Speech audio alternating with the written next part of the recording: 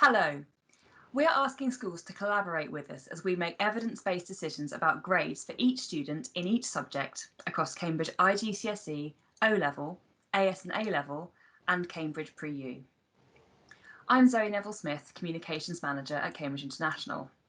I'm joined once again by Rachel Bateman, who is our Senior Assessment Advisor, Assessment Standards and Quality.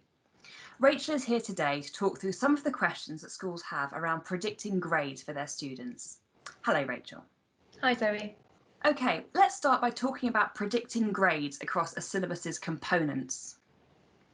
So, Rachel, we know that schools are asking how to predict grades at syllabus level, where evidence available doesn't cover all the components of the syllabus. So this can include missing evidence for components such as practical tests or speaking tests. What advice do you have for them? Well, subject teachers should predict grades based on the evidence that's available to them. You don't need to conduct a detailed marking exercise for each component of a syllabus. Instead, you should predict a grade based on how the evidence available demonstrates the assessment objectives of the syllabus, even if this evidence is incomplete.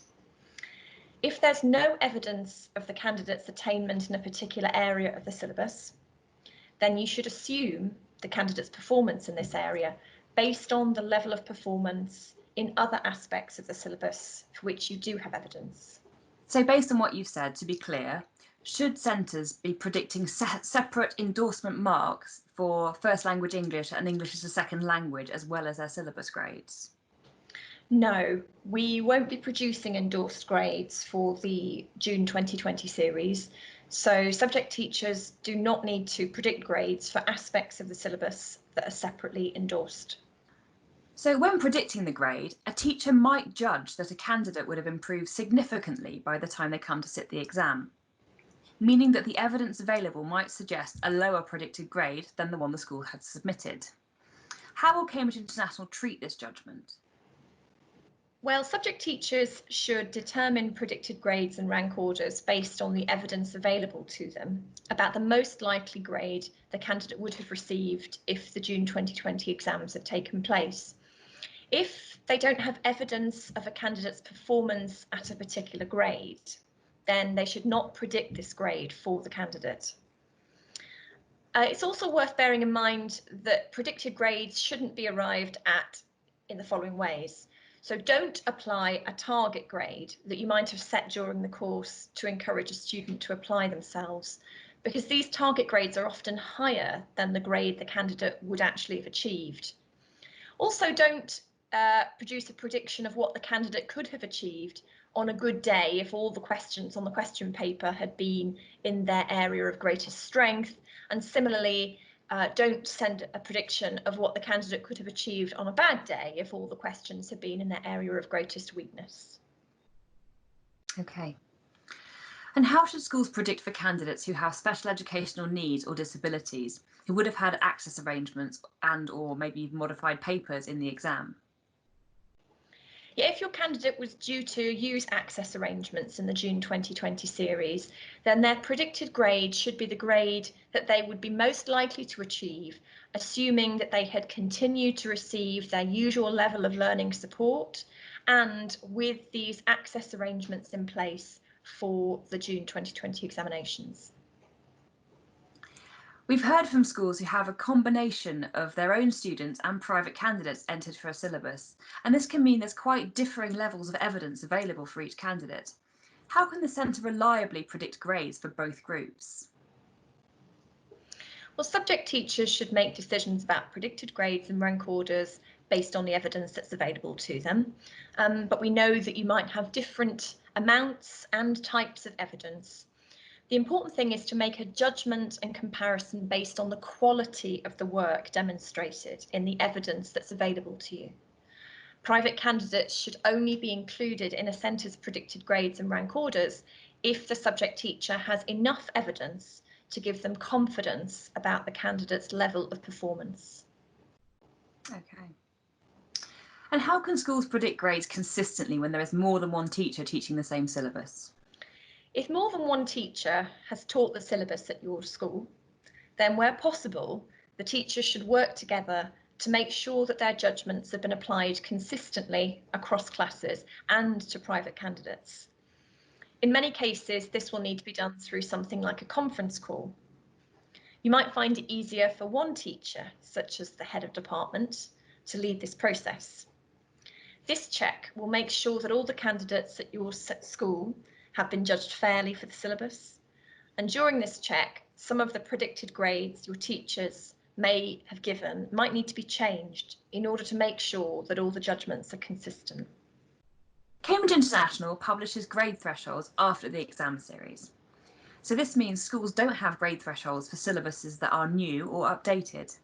So how can centres predict grades based on the 2020 format of a syllabus? Well, when you're determining predicted grades, please take a holistic approach to assessing your candidate's performance. It's not necessary to try to collect evidence that's directly equivalent to all of the requirements of the assessment. So, for example, teachers are not expected to conduct detailed marking of each component. Instead, teachers need to evaluate the evidence of the candidate's performance that's available and provide a predicted grade based on how this evidence demonstrates the objectives of the course. In some subjects, the June 2020 examination may have included some changes from previous years. So, for example, different syllabus content, revised assessment objectives and criteria. However, the performance standard required to achieve each grade is the same as in June 2019. We are asking teachers to look at this performance standard rather than trying to assess candidates by providing marks for the evidence available and then trying to convert these marks into grades. If the syllabus is new for June 2020 and has not been assessed before, you should use the syllabus and support materials available to you to help you to make your judgments. You can find the support materials for the subject on the School Support Hub.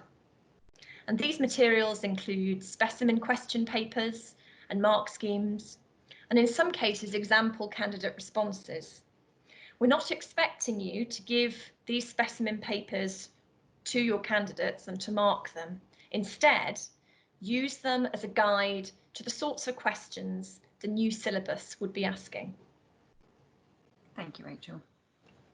And finally, how can centres predict grades for an unfamiliar grade set? So say they're used to predicting for A star to G, but they're now trying to predict for 9 to 1, or vice versa.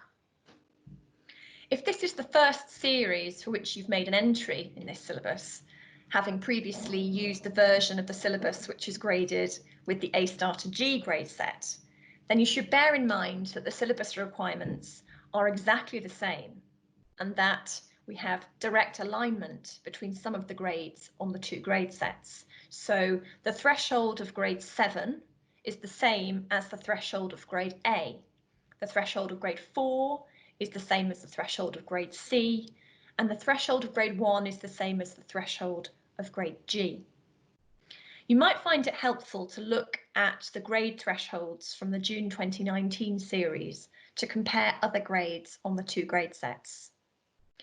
I should also say that for Cambridge IGCSE subjects where there are two syllabuses, one graded on the A star to G grade set, the other on the 9 to 1 grade set, once you submit your predicted grades and rank orders, we will be combining each school's data for both syllabuses. And this combined data set will be used alongside other evidence, including predicted grades and rank orders in the statistical standardisation process. I hope this has helped. Thank you for your patience as we have developed and communicated our steps in setting grades for students. If you have any other questions about Cambridge International's response to COVID-19, please visit cambridgeinternational.org/COVID. Thank you, Rachel. Thank you, Zoe.